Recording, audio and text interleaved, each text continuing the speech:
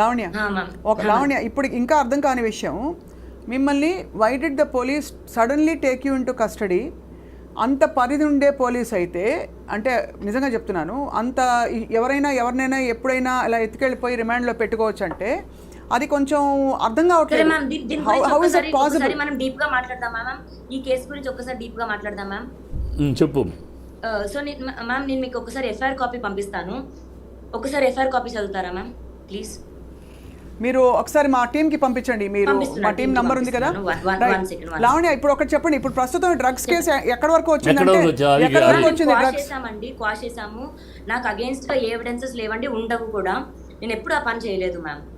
But ఎందుకు మరి ఇంతమంది వాళ్ళ జీవితాలు కాదమ్మా, వాళ్ళ భవిష్యత్తులు మ్యామ్. డ్రగ్స్ అన్నది చాలా సెన్సిటివ్ అండ్ చాలా సీరియస్ ఒక ఇష్యూ అండి. ఇప్పుడు నేను ఒకరిని కత్తితో పొడిచాను, మర్డర్ కేసులోనే బయటకు వస్తున్నారు కానీ ఎన్డీపీఎస్ యాక్ట్ లో రావట్లేదు మ్యామ్. కానీ అదే అడుగుతున్నాను, తర్వాత నాకు ఇంకా తెలిసాయండి.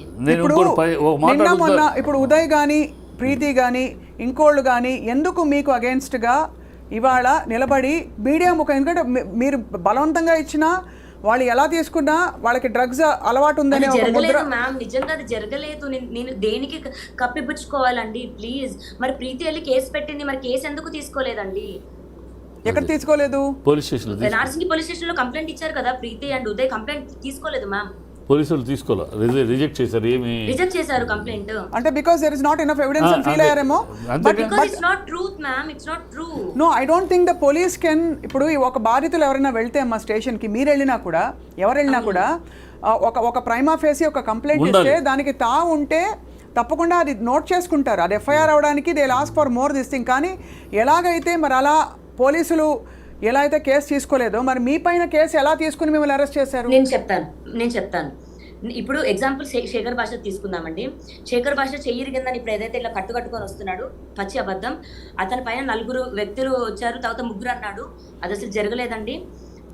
వాళ్ళ ఇంటి ఒకసారి ఏమో స్టూడియో దగ్గరకు వచ్చి కొట్టారంటాడు, ఒకసారి ఏమో వాళ్ళ ఇంటి దగ్గర కొట్టారంటాడు.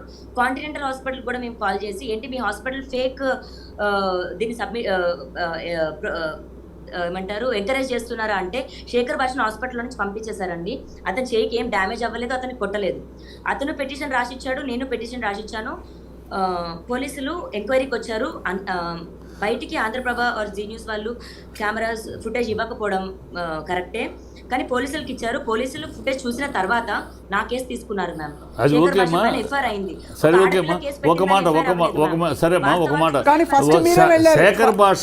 శేఖర్ భాష నీ లైఫ్ లో ఒక నిమిషం నేను అడిగేదానికి సమాధానం చెప్పు. నా రైట్ సైడ్ బ్రెస్ట్ మీద నేను మచ్చ చూపించలేను, రాడ్ తగిలింది మ్యామ్ నాకు. లావణ్య ఒక మాట అమ్మా, శేఖర్ భాష నీ లైఫ్లోకి ఎప్పుడు ఎంటర్ అయ్యారు మీ లైఫ్లోకి? ఎందుకంటే శేఖర్ భాష ఒక నిమిషం, let me finish the question. కాదు ఒక మాట, శేఖర్ భాష ఎంత దూరం మీ లైఫ్లోకి వచ్చాడంటే, మీరు భార్యాభర్తలు మాట్లాడుకున్న మాటలు రికార్డ్ చేసే స్థాయికి వెళ్ళారు. రికార్డ్ చేసే స్థాయి అంత చనువు మీ ఇంట్లోకి ఇచ్చారు. అది నువ్వు ఇచ్చావా? Physical impossible sir, physical impossible. భార్యాభర్తల మాటలు శేఖర్ భాష అక్కడ ఎవరో పంపితేనే వస్తాయి కదా. ఎవరు పంపుతాడు? శేఖర్ ఎలా వస్తాడు అసలు పిక్చర్? అదే అడుగుతా, ఎలా వచ్చింది మీ ఇద్దరు మధ్య భార్యాభర్తల మధ్య? లావణ్య గారి దగ్గర కూడా చాలా మంది చాలా రికార్డింగ్స్ బయటకు వచ్చాయి. ఇప్పుడు ఎలా అయిపోయిందంటే లావణ్య చెప్పనా ఉన్నమాట, ఎవరితో అయినా ఫోన్ లో మాట్లాడాలంటే భయపడుతున్నారు. ఈ తంతంతా చూసాక ఎవరెక్కడ ఏం రికార్డ్ చేసి ఎక్కడ ట్విస్ట్ చేసి ఏం పెడతారని. నేను అడిగింది, శేఖర్ భాష మీ లైఫ్లో ఎంటర్ అయింది ఎప్పుడు? అతనికి అంత చనువు ఎట్లా దొరికింది మీ ఇంట్లోకి? అది నీ వల్ల లేకపోతే? రాలేదండి, నేను అతని మొహం చూడలేదు, నేను బిగ్ ఎఫ్ఎం లో అతని వాయిస్ కూడా లేదు, అదృష్టశాంతం. నేను శేఖర్ భాష మరి నాకు తెలిసినంత వరకు రాజధానికి కూడా ఫ్రెండ్ కాదండి. నేను రాజధాని ఫ్రెండ్స్ అందరూ కూడా సినిమా వాళ్ళు కానివ్వండి, నాకు ఎంతో కొంత తెలుస్తుంది. శేఖర్ భాష మరి ఫస్ట్ ఈ ఎపిసోడ్స్ తర్వాత రాజధాని కలవడం జరిగింది అనుకుంటా. దాని తర్వాత రాజధాని ఆడియో ఇచ్చాడు. ఆడియోని పట్టుకొని ఒక దగ్గర అన్ని ఛానల్స్, ఇప్పుడు అతని పైన కంప్లైంట్ ఇచ్చినప్పుడు అతని వీడియోస్ ఇచ్చామండి. దగ్గర ఒక 220 సమ్ లింక్స్ ఇచ్చామండి. అన్ని లింక్స్ లో ఈ అమ్మ ఇది అని అంతా చిత్రీకరించి నన్ను నేను ఎంత కాదన్నా రాజధానితోనే ఉన్నానండి. ఆ విలువ కూడా నాకు ఇవ్వాల. సో కానీ ఇక్కడ కల్ప్రిట్ భాష ఈజ్ శేఖర్ శేఖర్ భాష ఈజ్ వాడి యొక్క శేఖర్ మధ్యవర్తి కదా సార్. దీంట్లో నేను అన్నుంది గతంలో కూడా చెప్పాను. శేఖర్ భాష అనేవాడు తన యొక్క ఉనికిని తన యొక్క దీన్ని ఈ మాధ్యమంలో తన పాపులారిటీ తన కోసం అని ఫస్ట్ ఎంటర్ ఎట్లా అయ్యాడంటే నాకు ఫోన్ చేశారు. ఎట్లా అంటే మీరు రండి, మగవాళ్ళకి అన్యాయం జరుగుతుంది, మగవాళ్ళ తరపున మాట్లాడేవాడు లేరు, చిట్టుబాబు మగవాళ్ళు లేదు, మీరు మాట్లాడటానికి రండి అని ఈ శేఖర్ భాష విషయం శేఖర్ భాష మగవాళ్ళ తరపున మాట్లాడతారు, మీరు మాట్లాడు మగవాళ్ళ తరపున అంటే శేఖర్ భాష తన యొక్క ఎగ్జిస్టెన్స్ కోసం, తన యొక్క పాపులారిటీ, తన యొక్క ఇమేజ్ కోసం అని ఎంత ఇది కనపడుతుంది. లావణ్య, ఓకే, మీరు let's go back to the route. ఇప్పుడు మళ్ళీ ఇదే పాయింట్కి వద్దాం. మిమ్మల్ని పోలీసులు రిమాండ్కి ఎందుకు తీసుకెళ్లారు? ఎన్ని రోజులు ఉన్నారండి మీరు పోలీసుల కస్టడీలో?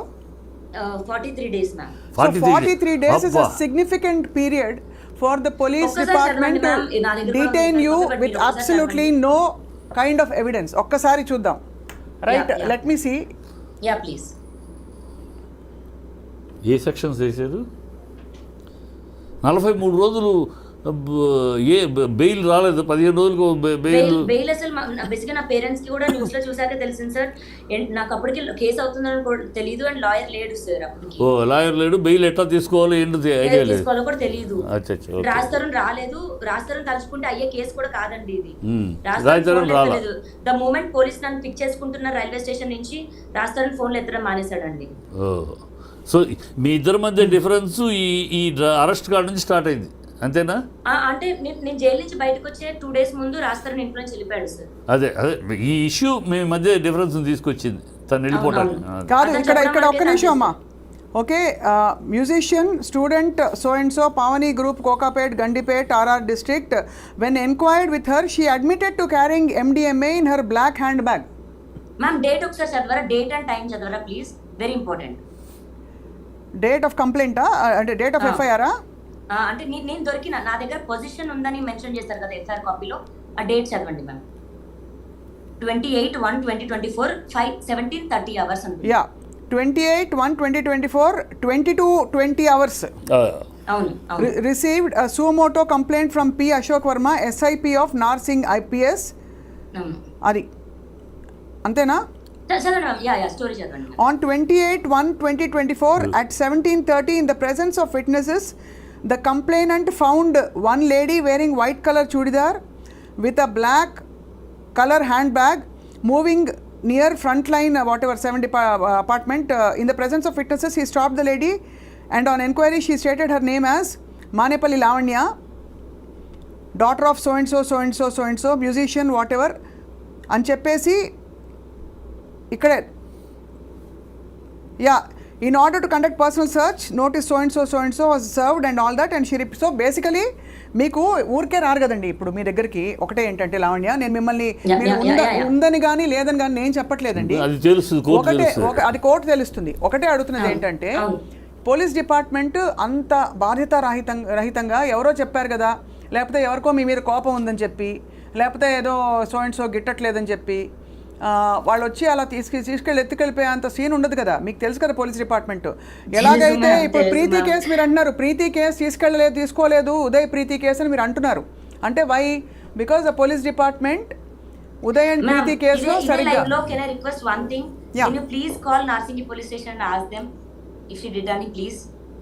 అంటే హౌ కెన్ కాదమ్మా, అది కాదు. I'm basing I am basing my discussion based on ala kadu, then they will be, sir, they will be penalized.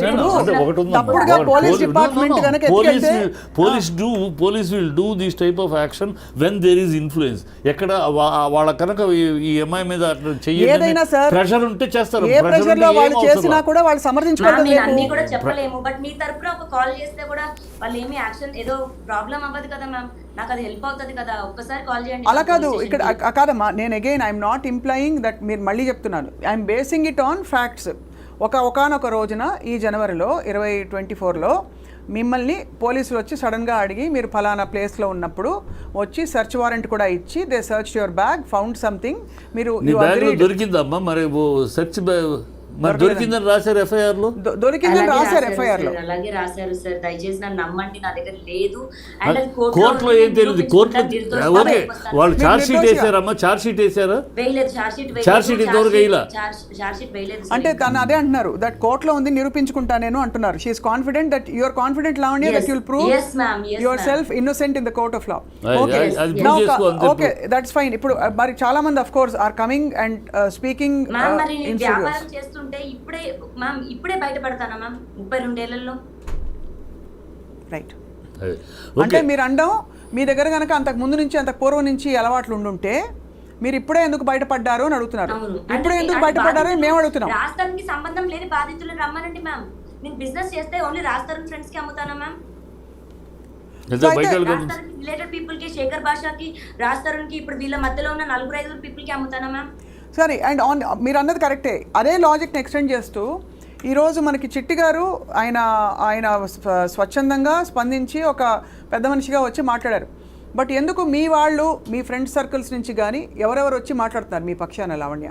ఎందుకంటే జనరల్గా ఏమైపోయిందంటే లావణ్య, ఆనెస్ట్గా చెప్తున్నాను, మీరు చేసిన ఈ ఫార్వర్డింగ్లు, ఈ జనరల్ ఈ బూతు పురాణాలు ఏవైతే స్టూడియోలో నడిచాయి, చెప్పులు తీశారు, ఇవన్నీ ఏంటంటే మిమ్మల్ని ఒక ఇమేజ్లో పెట్టేసి ఎవ్రీబడి నౌ థింగ్స్ మీరు ఒక సైకాటిక్ రేజ్ ఉంది మీరు ఒక సైకో అని చాలా మంది అంటున్నారు. చాలా వచ్చిన వీడియోలో దానికి ఎవరు బాధ్యులు?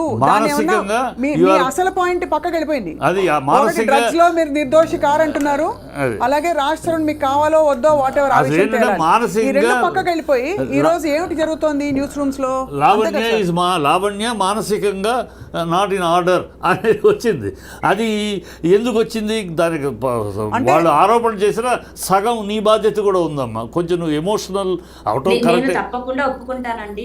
నేను గొడవ పడ్డాను రాజధానితో, నేను బూతులు మాట్లాడాను. కానీ నేను మీడియా సాక్షిగా చెప్తున్నాను, నన్ను 3 రోజులు అదే రాజధానిను నన్ను కించపరుస్తూ తన ఫ్రెండ్స్ ముందు అసభ్యకరంగా పాటలు పాడాడు.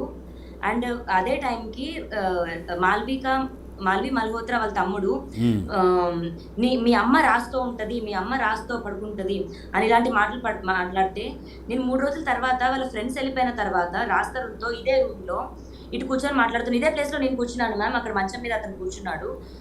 అప్పుడు జేబులో ఫోన్ పెట్టుకొని రికార్డ్ చేసిన ఒక మాటలు మ్యామ్ అవి.